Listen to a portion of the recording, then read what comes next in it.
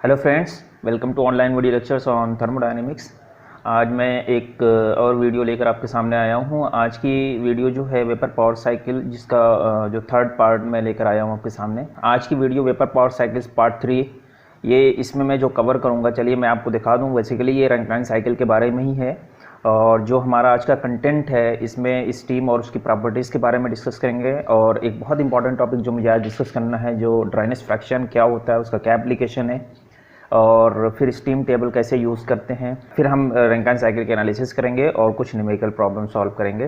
पिछले वीडियो में मैंने आपको बताया था कि रैंकिन साइकिल क्या है, रैंकिन साइकिल का एप्लीकेशन क्या है, और coal based thermal power plant जो रन करते हैं वो हमारे रैंकिन साइकिल पे ही वर्क करते हैं। अभी हमने आइडियल रैंकिन साइकिल की एनालिसिस की थी पिछले वीडियो में।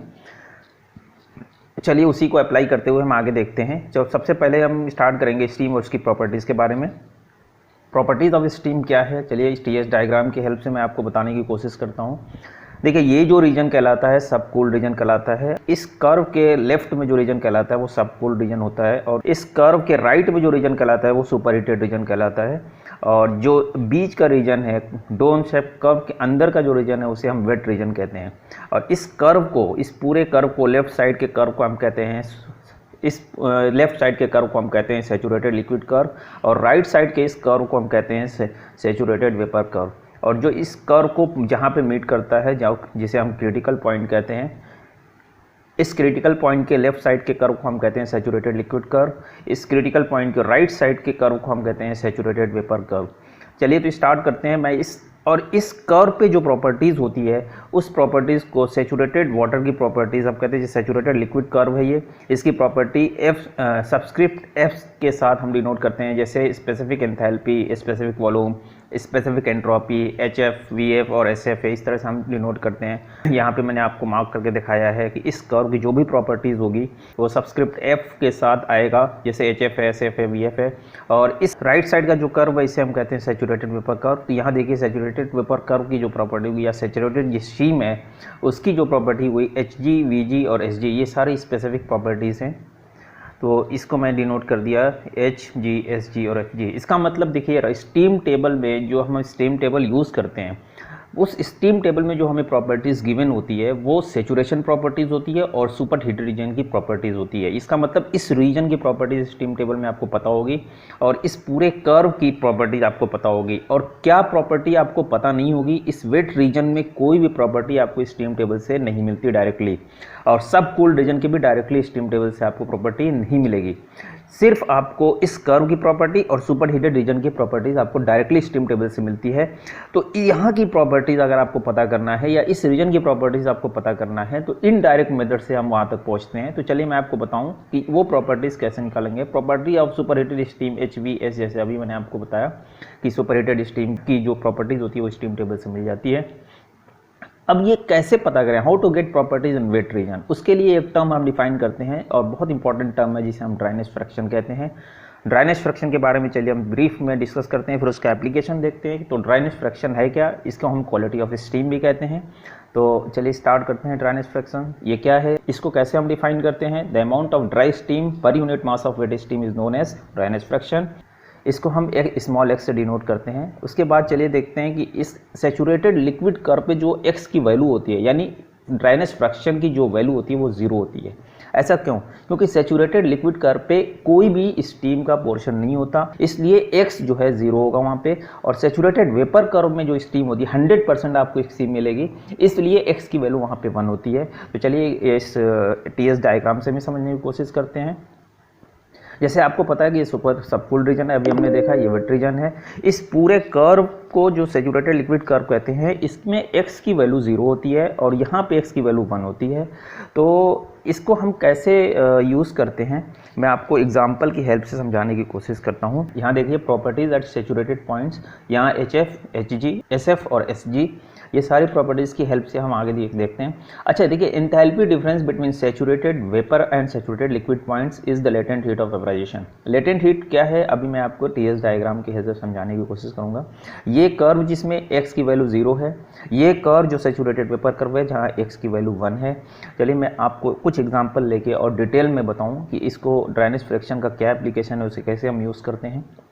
अभी मैंने आपको बताया कि इस पॉइंट की जो वैल्यू होगी HF और SF होगी, इस पॉइंट की जो वैल्यू होगी HG और SG होगी, और इस पॉइंट और इस पॉइंट के बीच की जो एंथैल्पी डिफरेंस है इसे हम कहते हैं लेटेंट हीट ऑफ वेपराइजेशन। यही मैं कहना चाह रहा था, यहाँ पे जो हमने लिखा है वो यही लिखा है, सैचुरेटेड वेपर और सैचुरेटेड लिक्विड पॉइंट्स की जो एंथैल्पी डिफरेंस की वैल्यू है उसे हम कहते हैं latent heat of vaporisation HG minus, यहाँ HG है और इसकी वैल्यू HF है, इन दोनों के डिफरेंस की वैल्यू को लेटेंट हीट ऑफ वेपराइजेशन कहते हैं। इसे हम शॉर्ट में HFG भी लिखते हैं। तो चलिए आगे देखते हैं कि 3 पॉइंट मेरे पास है A, B और C। इन तीनों पॉइंट्स के ड्राइनेस फ्रैक्शन हमें गिवन है। पॉइंट A का ड्राइनेस फ्रैक्शन 0.1, पॉइंट B का ड्राइनेस फ्रैक्शन 0.5, पॉइंट C का ड्राइनेस फ्रैक्शन 0.9 दिया हुआ है। अब मुझे पता करना है कि पॉइंट A पे और पॉइंट B और C पे एंथैल्पी और एंट्रोपीज की क्या वैल्यूज होंगी। एंट्रोपी की वैल्यू आपको निकालने के लिए मैं आपको यहाँ से बता दूँ, देखिए इस A की एंट्रोपी का मतलब इस पॉइंट की जो एंट्रोपी होगी वो A की एंट्रोपी होगी। तो इस पॉइंट की एंट्रोपी मुझे पता है SF है। अगर मुझे ये पोर्शन मिल जाए A और F के बीच में ये डिस्टेंस जो है अगर ये मिल जाए तो मैं SF में ये पोर्शन ऐड कर दूंगा तो मुझे पता चल जाएगा कि इसकी क्या वैल्यू है। तो मैंने चलिए लिखा है, आपको समझाने की कोशिश की है। तो इसका मतलब S equal to SF plus X times SG minus SF। SG minus SF, ये SG है और ये SF है। इन दोनों के डिफरेंस का मतलब इस पूरे हॉरिजॉन्टल लाइन के बीच की जो एंट्रोपी है वो हमको पता चल गई, और इस एंट्रोपी को अगर मैं ड्राइनेस फ्रैक्शन से मल्टीप्लाई कर दूंगा तो ये पोर्शन आ जाएगा। और इस पॉइंट की प्रॉपर्टी आपको पता है SF है, और इस पोर्शन को मैं ऐड कर दूंगा तो मैं यहाँ पहुँच जाऊँगा। चलिए ऐड करके देखते हैं। इसका मतलब यही मैं बात कह रहा था कि इस पॉइंट की जो वैल्यू है यहाँ से यहाँ तक की वैल्यू कितनी एंट्रोपी SF है, और इस पॉइंट के बीच की जो वैल्यू है, इन दोनों पॉइंट के बीच की वैल्यू ये क्या है, ये वही है जो मैं अभी आपको बता रहा था। इसकी वैल्यू है XA into SG minus SF। यही है हमारा, यही मैंने यहाँ पे लिखा है X into SG minus SF। यहाँ पे XA क्या है, यहाँ गिवन है 0.1, तो मैंने 0.1 से मल्टीप्लाई कर दिया SG माइनस SF को, तो ये आपको A पॉइंट की एंट्रोपी पता चल जाएगी। सिमिलरली हम एंथैल्पी भी निकाल सकते हैं। एंथैल्पी की वैल्यू क्या होगी, HF plus X times SG minus SF। अगर मैं यहाँ पे X की वैल्यू रख दूंगा तो HA की वैल्यू निकल जाएगी। इसी तरह से हम पॉइंट B की भी वैल्यू निकाल सकते हैं। Similarly we can find the enthalpy and entropies value at point B and C। HB is equal to HF into point HB और SF, ये वैल्यू निकल गई। इसी तरह से SC और HC, मतलब एंथैल्पी और एंट्रोपी दोनों B और C पॉइंट पे हमने देख लिया कैसे निकलेगा। तो किसी भी पॉइंट पे एंथैल्पी वैल्यू अगर आपको निकालना है इस पूरे रीजन में, तो आप ये याद रखिएगा इस पॉइंट की एंथैल्पी या एंट्रोपी आप पता कर लीजिए, और यहाँ से यहाँ तक का जो एंथैल्पी आपका या एंट्रोपी गिवन है जिसे हम सबस्क्रिप्ट FG के साथ लिखते हैं, SFG और HFG, इन दोनों वैल्यू को अगर आप पता कर लेते हैं और X से मल्टीप्लाई कर देंगे तो ये पोर्शन आपको मिल जाएगा। यहाँ ये पोर्शन मिलेगा, इसी तरह से C के लिए ये पोर्शन मिल जाएगा। और इसमें हम जो ऐड करेंगे, अगर हमारे पास एंथैल्पी यहाँ की है और एंथैल्पी B की पता करना चाह रहे हैं तो ये प्लस दिस डिस्टेंस अगर ऐड करते हैं तो हम पॉइंट B पे पहुँच जाएंगे। इसी तरह से एंट्रोपी की वैल्यू हम कैलकुलेट कर सकते हैं। चलिए अब हम इसको अप्लाई करके एक न्यूमेरिकल क्वेश्चन सॉल्व करने की कोशिश करते हैं। एक हमारे पास न्यूमेरिकल क्वेश्चन इस तरह का है, आसान सा क्वेश्चन है। क्या लिखा हुआ है, consider the Rankine power cycle as shown. ये हमारे पास साइकिल है। Steam enter the turbine at 100% saturated vapour at 6 megapascal. देखिए सैचुरेटेड वेपर की कंडीशन है, मैंने अभी आपको बताया कि ये जो कर्व है सैचुरेटेड वेपर का कर्व है। इस पॉइंट पे 100% सैचुरेटेड वेपर है, इसका मतलब ड्राइनेस फ्रैक्शन वहाँ पे कितना होगा, यहाँ पे ड्राइनेस फ्रैक्शन 1 है क्योंकि 100% सैचुरेटेड वेपर है। और प्रेशर दिया हुआ है, इसका मतलब इसका प्रेशर है 6 मेगापास्कल। और सैचुरेटेड लिक्विड, और यहाँ पे क्या लिखा हुआ है, and saturated liquid इंटर्स the pump at A pressure of 0.01 megapascal. 0.1 की जो वैल्यू दी है उसका दिया हुआ है, इसका प्रेशर क्या है, इसका मतलब इसका प्रेशर दिया हुआ है 0.01 मेगापास्कल, इसका प्रेशर दिया हुआ है 2 to 3, मतलब बॉयलर प्रेशर आपका 6 मेगापास्कल है, कंडेंसर प्रेशर 0.01 मेगापास्कल है। यहाँ दिया हुआ है if the net power output of the cycle is 50 megawatt, ये पावर आउटपुट दिया हुआ है। क्वेश्चन आपसे पूछ रहे हैं थर्मल एफिशिएंसी पता करना है, mass flow rate of system का पता करना है, यानी वाटर का या स्टीम का मास फ्लो रेट पूछ रहे हैं। और लास्ट में आपसे पूछा जा रहा है rate of heat transfer into the boiler, boiler में कितनी हीट जा रही है। At the inlet of turbine, देखिए मैं सोल्यूशन लिख रखा हूँ, मैं आपको समझाने की कोशिश करता हूँ। देखिए at the inlet of turbine, turbine के इनलेट पे 6 मेगापास्कल का प्रेशर है। सैचुरेटेड वेपर की कंडीशन है, 100% स्टीम है। वहाँ पे जो ड्राइनेज फ्रैक्शन है 1 है। फ्रॉम सैचुरेटेड टेबल टू, अब आपको अगर स्टीम टेबल आपके पास होगी मेरे पास जो स्टीम टेबल है मैं उसे समझाने की कोशिश करता हूँ। देखिए इसमें जो सैचुरेटेड टेबल है यहाँ से आपको मिल जाएगा, सैचुरेटेड टेबल और स्टीम की प्रॉपर्टीज यहाँ से मिलेगी। मुझे आपको पता करना है 6 मेगापास्कल। 6 मेगापास्कल का मतलब 60 बार हो गया। चलिए मैं देखता हूँ 60 बार कहाँ पर है।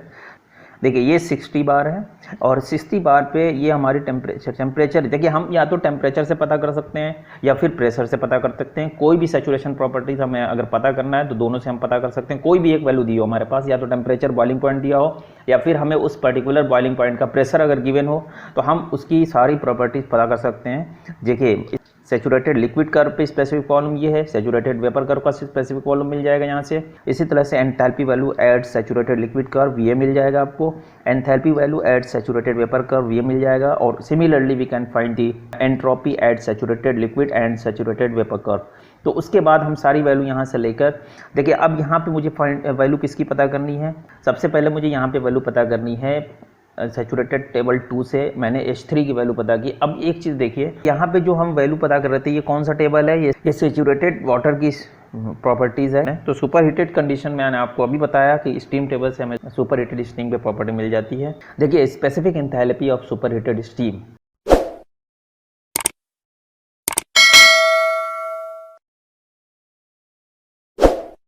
देखिए पॉइंट 3 की जो एंथैल्पी है वो हमें पता करना है। पॉइंट 3 पे क्या कंडीशन है स्टीम की, सैचुरेटेड स्टीम है, सैचुरेटेड वेपर कर्व की कंडीशन है।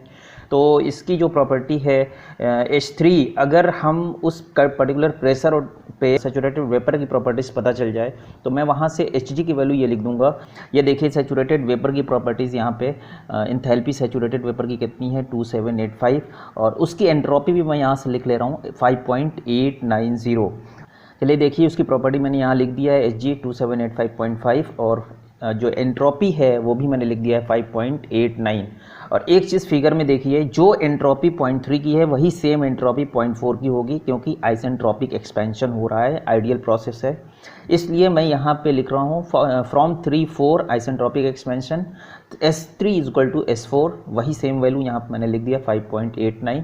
सिमिलरली फ्रॉम 4-1 देखिए 4-1 कौन सा प्रोसेस है, इसमें कंडेंसर है, देख रहा है 4 से 1 के बीच में हमारा एनर्जी आउट हो रही है, हीट बाहर निकल रही है। तो 4-1 के लिए आइसोथर्मल आइसोबारिक प्रोसेस हो रहा है क्योंकि फेस चेंज हो रहा है। उसका प्रेशर दिया हुआ है 0.01 मेगापास्कल यानी 0.1 बार। अब 0.1 बार पे स्टीम टेबल से मैं इसकी प्रॉपर्टीज़ पता करूँगा। देखिए मुझे इसकी प्रॉपर्टी इस पॉइंट की प्रॉपर्टीज़ चाहिए होगी। इस पॉइंट की एंथैल्पी पता करने के लिए मैं इनडायरेक्ट मेथड यूज़ करूँगा। वही एंथैल्पी पता करने का जो तरीका है उसके लिए मुझे इस पॉइंट की एंथैल्पी और यहाँ से इस हॉरिजॉन्टल लाइन को अगर मैं यहाँ एक्सटेंड करूँगा तो इस पॉइंट पे जो एंथैल्पी आएगी और जो एंट्रोपी आएगी वो मुझे पता करनी पड़ेगी।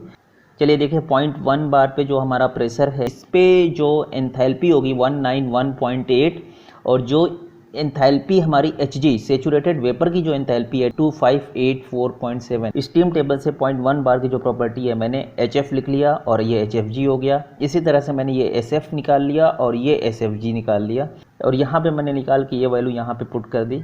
यहाँ पे आपने 0.1 बार पे SF SFG लिख दिया, HF और HFG लिख दिया। अब देखिए क्या है X4 निकालने के लिए मुझे अभी मैंने आपको बताया था इस वेट रीजन में किसी भी पॉइंट की हमें अगर प्रॉपर्टी निकालनी है, स्पेसिफिक एंट्रोपी या स्पेसिफिक एंथैल्पी अगर निकालना होता है तो हम कैसे फॉर्मूला लिखते हैं, S is equal to SF plus x times SFG। ये SG माइनस SF क्या है, SFG है।